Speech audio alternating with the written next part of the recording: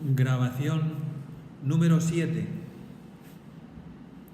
Continuamos con el tema 2, los rasgos del Dios de la Alianza en la Sagrada Escritura en el Antiguo Testamento. Sabemos que Dios existe por sus intervenciones en la historia, que es un ser personal y necesariamente, según nuestro modo de entender y de hablar, ha de poseer unas características propias que los distinga de los demás seres. Y en la Sagrada Escritura se ofrecen algunos rasgos de cómo es Dios. Rasgos que lo hacen distinto de todo lo creado. Características de Dios, lo que se llaman los atributos de Dios. En la pregunta, ¿cómo es Dios? ¿Cómo es Dios? Esa pregunta que continuamente se hacía Tomás de Aquino desde pequeño. ¿Y cómo es Dios? Es lo que en teología se entiende por atributos o características de Dios, que a través de su manifestación en la historia vamos conociendo. Dios, al manifestarse, da a conocer sus atributos. Por ejemplo, da a conocer su sabiduría, su misericordia, su omnipotencia. Pero hay que hacer una distinción. En nuestro mundo, las propiedades de las criaturas indican unas cualidades que están en ellas. Y están en ellas como en un sujeto. Pero los sujetos no se identifican con ellas, con esas cualidades. Se puede decir que el hombre tiene vida, tiene sabiduría, tiene amor, pero no se puede decir que el hombre es sabiduría, es amor. Pero en Dios esas perfecciones se encuentran de una manera muy distinta. Esas perfecciones no están en Él como en un sujeto, sino que Dios es esas perfecciones. Dios es la vida. Dios es amor. Dios es sabiduría. San Agustín lo expresó de esta forma: Dios es aquello que tiene. Así que estas propiedades o atributos divinos de que habla la Sagrada Escritura se identifican con la esencia divina. Dios no solo es bueno, sino que es la bondad. Y dada la simplicidad de Dios, también son idénticos entre sí todos los atributos. La santidad de Dios es su justicia es su misericordia. Y esto, sin embargo, no quiere decir que al hablar de Dios nuestros conceptos sean idénticos entre sí. Pues aunque estas perfecciones se identifiquen realmente en Dios, cuando hablamos de ellas estamos utilizando conceptos humanos que son limitados. Y puesto que son limitados, estas perfecciones así concebidas no pueden ser idénticas al ser divino. En nuestro pensamiento no pueden ser idénticas al ser divino. En nuestro lenguaje no pueden ser idénticas al ser divino, porque son conceptos nuestros, son conceptos humanos. Hay que hacer esta observación, pero en Dios, por su simplicidad, todos los atributos se identifican. Vamos entonces a estudiar algunos de estos atributos. Pero antes paso lista y hago alguna pregunta, sobre todo de la grabación anterior, de la grabación número 6. Va una pregunta para Omar y para Michael. ¿Por qué es importante la noción de creación en la Sagrada Escritura? La noción de creación. ¿Por qué es importante esta noción en la Sagrada Escritura con respecto a Dios? Y para Luis y para Leonel, otra pregunta. ¿Qué dice el libro de la sabiduría sobre el conocimiento natural de Dios? Sobre el conocimiento que se puede alcanzar de Dios. ¿Qué dice el libro de la sabiduría? Y en concreto, la cita de la sabiduría, que habla de ese llegar a Dios a través del conocimiento natural. Bueno, comenzamos entonces ahora a ver uno por uno algunos de los atributos. Y el primero es la omnipotencia. La omnipotencia de Dios. La omnipotencia de Yahvé, que viene destacada ya en los primeros versículos del Génesis. Ya en la creación del mundo se manifiesta el poder de Dios sobre todas las cosas, pues todo lo que existe fuera de Él ha sido creado por Él, y todo lo que existe es conservado por Él en el ser. De esto que estamos hablando se podrían ir enumerando cantidad de citas.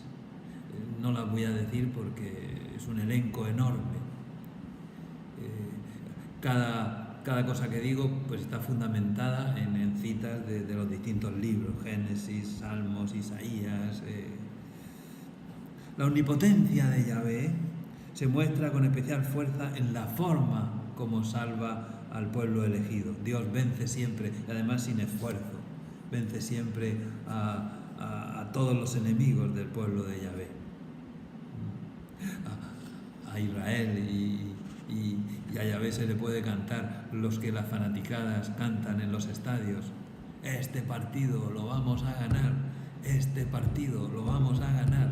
Eso se puede decir exactamente y verdaderamente en los conflictos de Israel con los otros pueblos. Yahvé vence siempre. Yahvé es un guerrero. Cantad a Yahvé porque es altísimo. Ha precipitado en el mar al caballo y al caballero. Eso, ¿no? Cuando Dios interviene a favor de su pueblo, todo se allana a su voluntad. La tierra tiembla. Se ponen a su servicio incluso los elementos como el mar, las nubes, el sol. Además, no hay lugar al que no llegue el poder de Dios, aunque sea al mismísimo abismo, el Seol. Y esta es una precisión muy importante que coloca toda la enseñanza bíblica en las antípodas del dualismo. No es Dios el principio del bien que se contrapone a un principio del mal, no. No hay nada, ni siquiera las fuerzas del mal, que escapen al poder de Dios. En el libro de Job, en el capítulo 26, hasta los muertos tiemblan debajo de la tierra, los mares y cuanto en ellos mora. El abismo está ante él desnudo y sin velos el sepulcro. La omnipotencia divina se manifiesta en todo lo que Dios hace y lo abarca todo.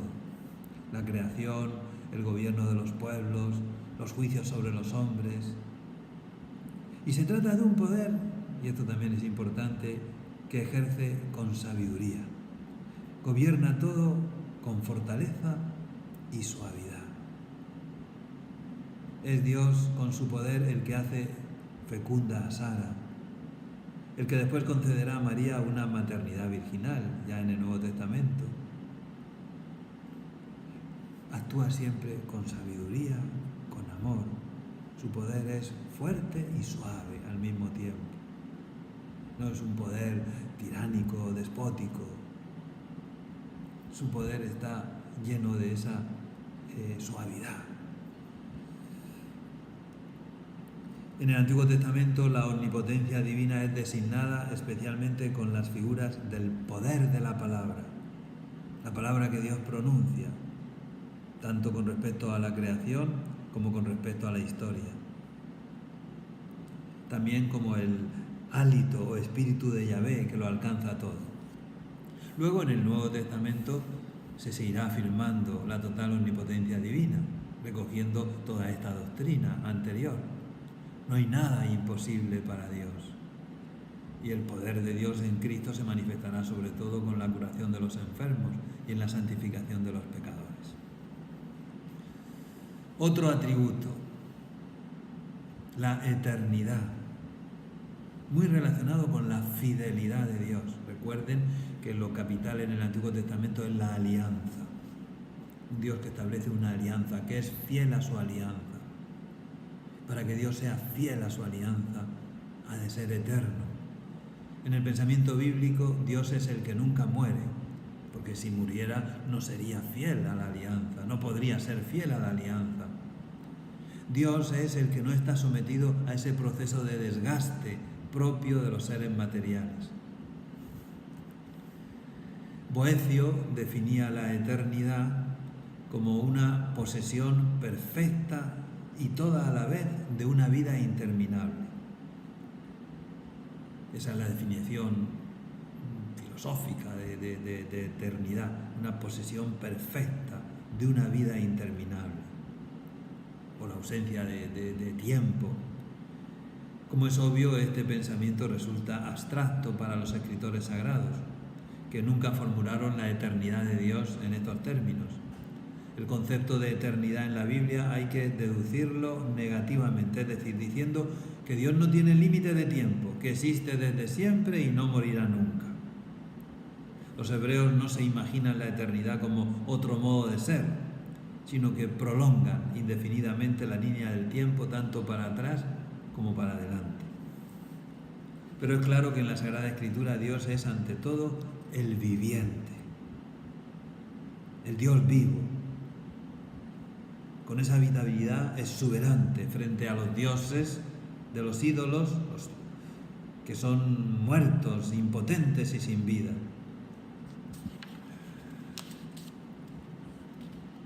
Precisamente porque la existencia es algo inseparable de la divinidad, los autores bíblicos nunca plantean la cuestión del origen de Dios, dan como obvia su preexistencia a la creación. Dios es anterior a todo. Los profetas, insisto, recalcarán este atributo divino al señalar la fidelidad de Dios a sus promesas. Las afirmaciones en torno a la eternidad de Dios son numerosas y muy claras, tanto en los profetas como en los libros sapienciales. Se va poniendo de relieve continuamente la absoluta vitalidad de Dios. Una vitalidad que aunque luego se hablará de la inmutabilidad divina nunca podrá confundirse con una impasibilidad.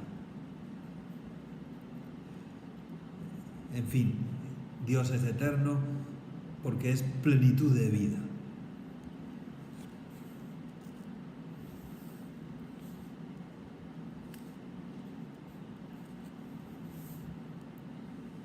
La fidelidad divina implica cierta inmutabilidad de la voluntad en sus decisiones. La palabra de Dios permanece para siempre.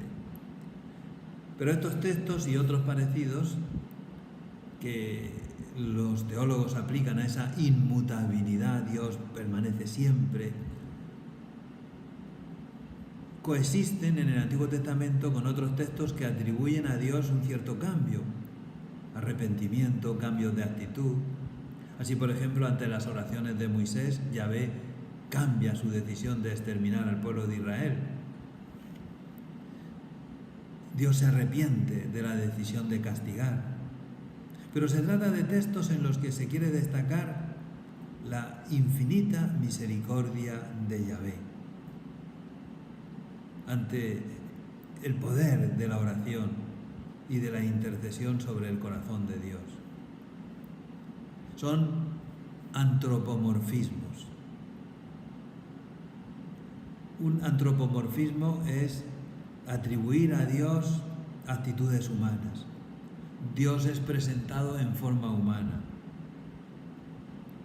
Y así describen sentimientos en Dios, sentimientos de amor y de ira de Dios, pero es un modo de hablar apropiado para mostrar a Dios como un ser personal. Pero Dios no es que tenga sentimientos o que es un modo de hablar, de atribuir a Dios modos de ser humano.